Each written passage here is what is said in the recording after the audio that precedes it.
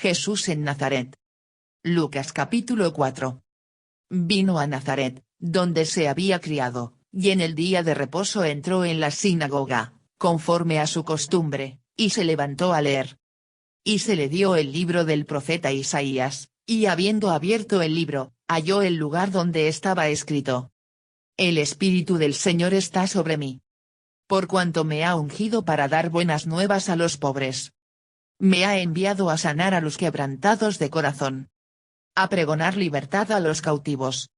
Y vista a los ciegos. A poner en libertad a los oprimidos. A predicar el año agradable del Señor. Y enrollando el libro, lo dio al ministro, y se sentó, y los ojos de todos en la sinagoga estaban fijos en él. Y comenzó a decirles: Hoy se ha cumplido esta escritura delante de vosotros. Y todos daban buen testimonio de él, y estaban maravillados de las palabras de gracia que salían de su boca, y decían: ¿No es este el hijo de José? Él les dijo: Sin duda me diréis este refrán: Médico, cúrate a ti mismo, de tantas cosas que hemos oído que se han hecho en Capernaum, haz también aquí en tu tierra. Y añadió: De cierto os digo, que ningún profeta es acepto en su propia tierra. Y en verdad os digo que muchas viudas había en Israel en los días de Elías, cuando el cielo fue cerrado por 3 años y 6 meses, y hubo una gran hambre en toda la tierra. Pero a ninguna de ellas fue enviado Elías, sino a una mujer viuda en Sarepta de Sidón. Y muchos leprosos había en Israel en tiempo del profeta Eliseo, pero ninguno de ellos fue limpiado, sino Naamán el sirio. Comentario. En Nazaret se conserva una pequeña sinagoga edificada sobre los restos de la del tiempo de Jesús. Aquella debió ser una construcción aún más pequeña que la actual, por tener tan pocos vecinos la aldea. Como todas las sinagogas, estaba orientada de tal forma que, al rezar, el pueblo miraba hacia el templo de Jerusalén, centro religioso del país. En la sinagoga, los varones se cubrían la cabeza con un manto y las mujeres no se mezclaban con ellos. Se les destinaba un lugar apartado, separado por una rejilla. Tampoco en la sinagoga las mujeres podían leer en público las escrituras ni comentarlas. Cuando el pueblo se reunía los sábados en la sinagoga, comenzaba siempre la oración con la recitación del Sema, Escucha Israel, Deuteronomio 6, 4-9. Es una de las plegarias preferidas de la piedad judía, que tiene hasta el día de hoy la costumbre de escribirla y colocarla en el marco de la puerta de las casas. Después de esta oración seguían otras 18 plegarias rituales que precedían a la lectura de las escrituras. El lugar más sagrado de la sinagoga se encontraba en la pared que se orientaba hacia Jerusalén.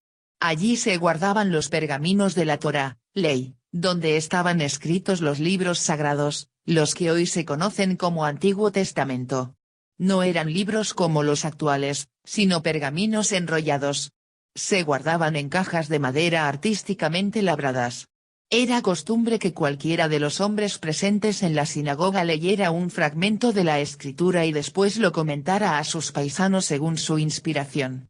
Esta misión no era exclusiva de los rabinos y participaban en ella los laicos varones. El texto que Jesús leyó en la sinagoga de Nazaret, momento con el que dio comienzo a su actividad pública, lo tomó del capítulo 61 del libro del profeta Isaías en los versos 1 al 3. Jesús, como todos los israelitas de su tiempo, hablaba en arameo, pero al leer tenía que emplear el hebreo.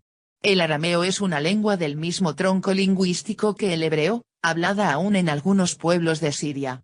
Se usaba en todo el país como lenguaje familiar y popular desde unos 5 siglos antes de nacer Jesús. A partir de aquella época, el hebreo se limitó a ser la lengua de los doctores de la ley.